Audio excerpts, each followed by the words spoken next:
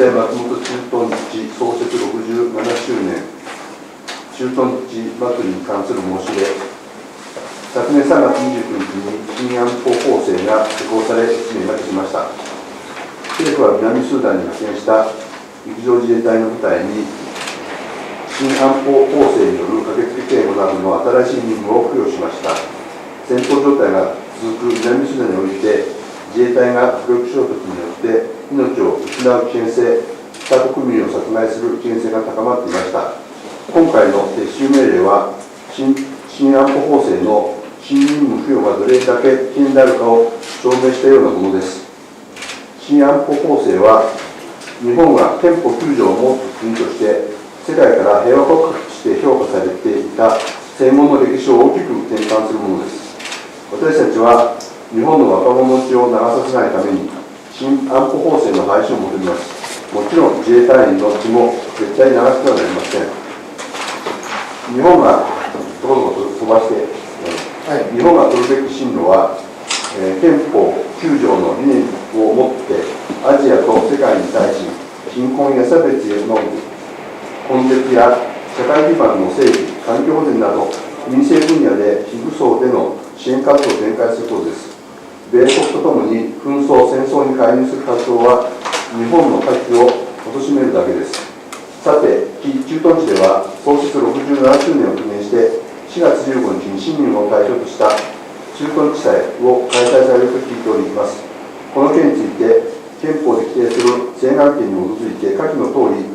要請しますので、誠実な回答と対応を取られることを求めます。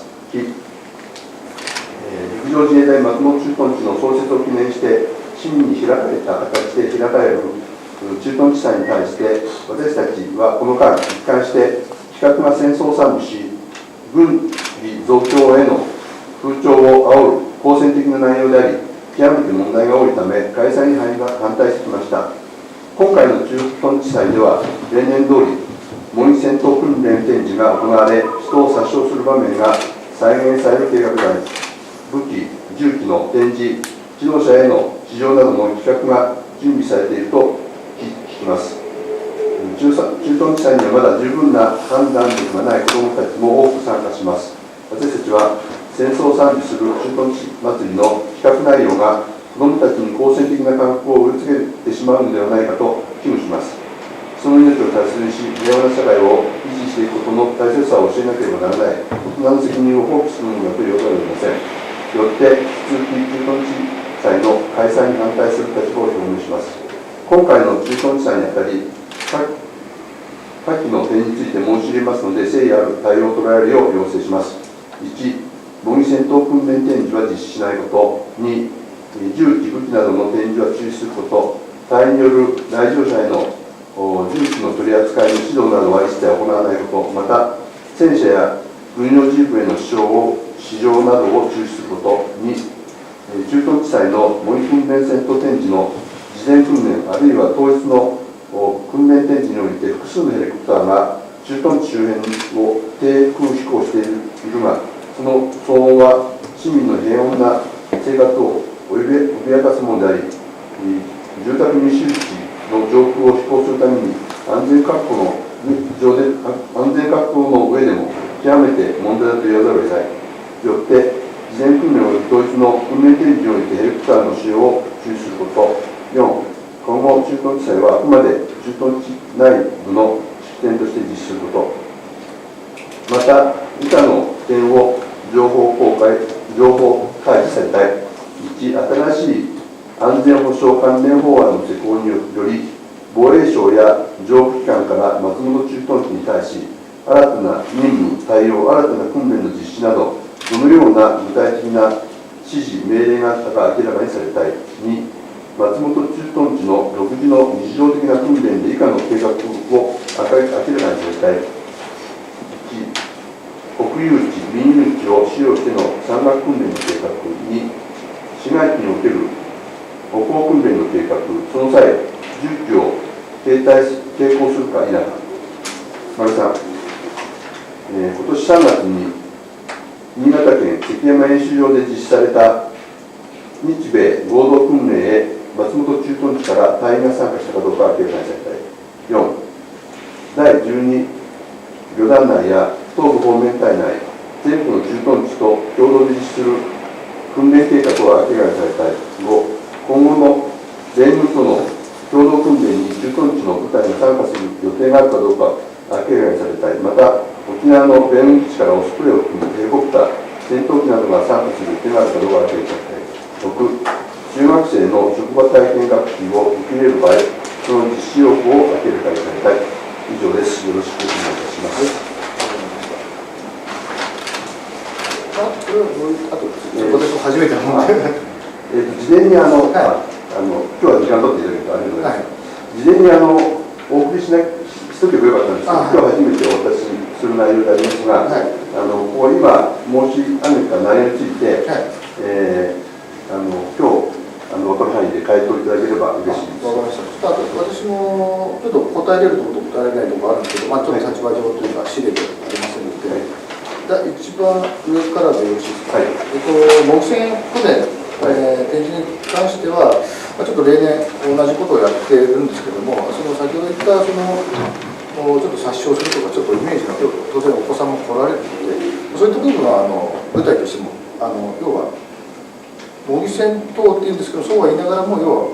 は車とかあれのなんですかね、展示も兼ねてますので、あまりこの戦うとかそういうイメージは持たせないように工夫はしてます。であと、そうですね、ちょっと時期があるんですけど、やはりその東日本とかそういうのがあった場合はより理解してもらうということで、その再派遣の以前もそういうのをやったんですけども、当然そういうのも今後あるということで、特になんですかね、この模擬戦闘訓練を必ずやるとかそういうのはないので、ちょっと今年については特になかったのでこういう感じになりますけど、私どももその災害救助の、模擬戦訓練の展示の時は、こちらの方もそれを理解して、ある程度抗議行動もそれなりに対応したっていう経過があります。やっぱし戦闘訓練は実際殺傷しないといっても大砲を撃ったり戦闘兵が来て宝がかってやるそういうような場面がありますので、私どもとしてはそのような戦闘訓練展示はぜひ中止をしていただきたいという形で思っています。検討というか、こちらも近います。今イメージというだけで模擬戦闘をする場合は今まで例えばそうですね、テロ対策を想定してやった場合もあるし、いろいろあるじゃないですか。今回は特にそういった特別な想定みたいなのは設けておりません。やっぱりその時にやってちょっと今回こういうのがいいんじゃないかという話し合いはあるんですけども、今回特にそういうのがあります。冗談の方からもこういう指示がそういうのはないです。で、あとそうですね、展示、あと銃武器の展示なんですけども、これも当然これだけではなく他の災害派遣で使用する人命救助システムってあるんですけども、そういったやつのうちらが持っている装備全部をちょっと紹介ということでやってますね。その中に当然うちらの武器とかあるので、当然必ずその子どもたちに手を触れさせないとかそういう処置を必ずしています。で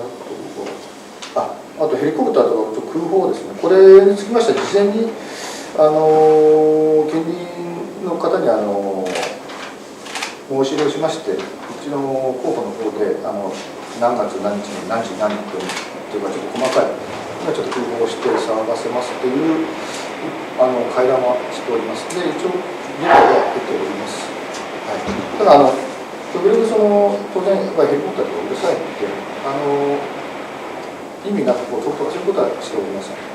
極力最小限にしております。で駐屯地祭内部の式典ということなんですけども、これにつきましてもあくまでもうちらの地域と密接にということもありますので、なるべくこう自衛隊という閉鎖されたようなちょっと組織にもありますので、なるべく周りの人に理解してもらいたいということで、ヘリコプターの、住宅に周知の上空を面で、はい、低空で飛ばれるわけですけど、これはその航空法とかいろんなそういう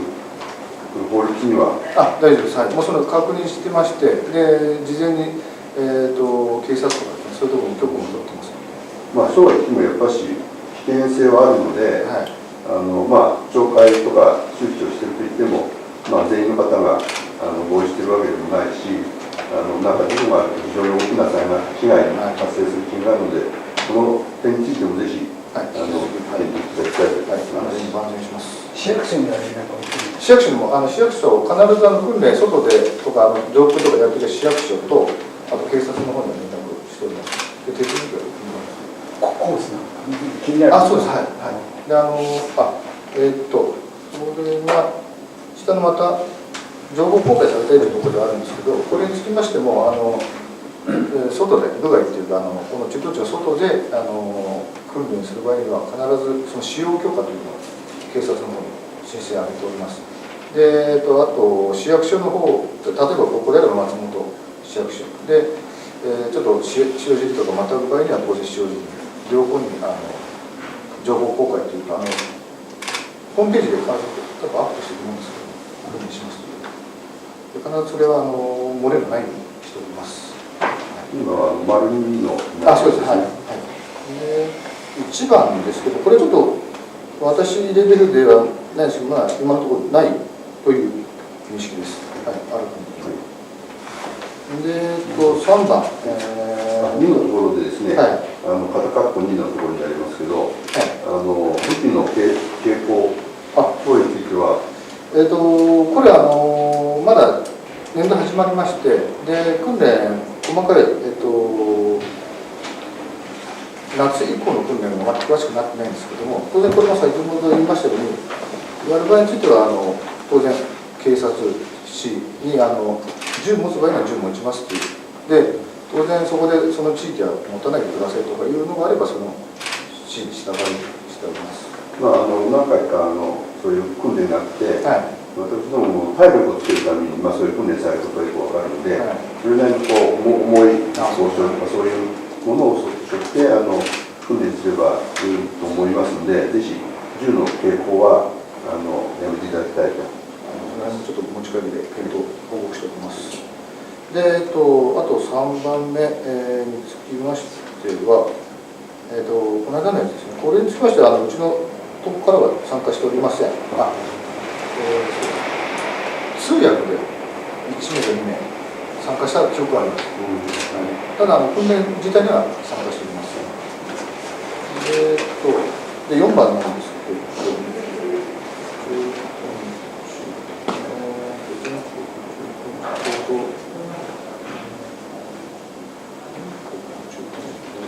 全国の駐屯地と共同で訓練9時の演習場にここから一緒に行って、その自衛隊の総隊として訓練とかっていうことはあるんですか？今のところそういう記録はないです。はい。で5番目、これについても米軍との話でありますけど、そういう情報はこれは、はい、これは今のところうちの部隊としては計画されています。はい。であと6番最後なんですけど、中学生の職場体験、これについては学校の方から申し入れがあった場合にうちは受け入れておりますので、今のところ私上班してからはまだ多分時期があると思うんですけど、まだこういう申し入れもありませんので、また来ましたら、そういう情報は公開したいと思います。かつてほふ前進をやったりとかっていう形で戦闘行為に類似するような体験もあって、それはよろしくないという形で私たちは思っていまして、また行政の方にもそのような申し入れをしてきた経過があります。行政の方からも、子どもの教育的にちょっといかがなものかという、また意見が出たらぜひそのような内容のものはやらない。それはもう考慮して、ちょっと私も評判してすぐなんですけども、去年あたりは当時そういったことをさせないで、本当体験してもらうような、例えば基本教練とか、気をつけ休みとか、とはちょっと部隊の中の隊員の訓練風景を見せて、特にそういう実際報復とかいうのは去年は実施してなかった記憶がありますね。それはね、実施してなかったんだけど、たまたまその、お昼休みだかの時に、その訓練をしている教官がやってみるかみたいな話をして、それに子どもたちがついてやって、で、後からそれが親から伝わってきて、こういうことやってるのおかしいじゃないかということがあったんですよ。でそれで、申し入れをして、そういうことはこれから大丈夫にするっていうのが、今までの経過です。その運転については十分考慮していただきます。2つあるんですけど、はい、登下校時にそこにほら新名中学の話じゃないですか、子どもたちの登下校時に、その輸送中を携行して訓練っていうかされてますよね。ちょっとそういうお話があったものですから、できるだけそういうのは日常的な風景としては、訓練かもしれないけど、ちょっと避けていただきたいなというのが一点ですね。それとあとちょっとこれとは直接関係ないんですが、2月24日に県警の合同で合同訓練をやってるんですね、記事もなってますけど、これ、治安出動になってますけど、具体的に言うと、どういう方法体系のもとでやられてるんですか。これちょっと私が知ってる限りなんですけど、治安出動令下ということで、要は治安出動ではなく、治安出動がかかるかもしれませんよという事前のやつです。で、当然我が国は外に行かないので、外から中にして、要は変な話、テロリストです、そういうのが侵入してきた場合に、重要保護施設というのが当然あるわけで、ここで言えば、数字の方にある変電所とか、あと、ダムとかありますけれども、そういったところに脅威があったときに、自衛隊だけではあれなので、警察の方と共同して、その民間の方を避難させるように、そういうのをやりましょうということでやってます。特にその戦争云々じゃないですよね。重要なんとか施設だ、重要防護施設、防護施設が一応指定されてるんですか。ですね、県では、長野県には変電所、あとダムとですかね、あと県庁も含まれてました。で、長野県じゃないんですけど、新潟で行けば原子力発電所とか、そういうのがあります。だからそこを、要は攻撃されると大変なので、避難、その事前に避難とか、そういうのも警察と連携しましょう。重要防護施設ってどこで認定してるの？これは多分うちら自衛隊では指定してませんので、県なんですね。県か国とかですね、県レベルと国レベルでまたちょっと細かく違うと思いますけ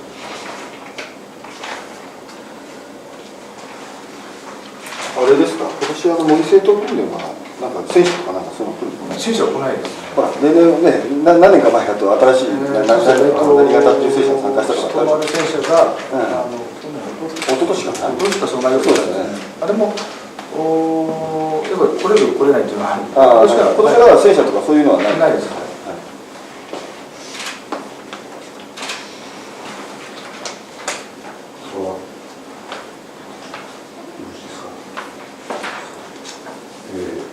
次は今述べた点についてぜひ考慮していただいて、戦争惨事の自衛隊マーチでないように、ぜひ平和を愛する心をみんなに植え付けるような形でぜひよろしくお願いしたいと思います。お願いします。ありがとうございました。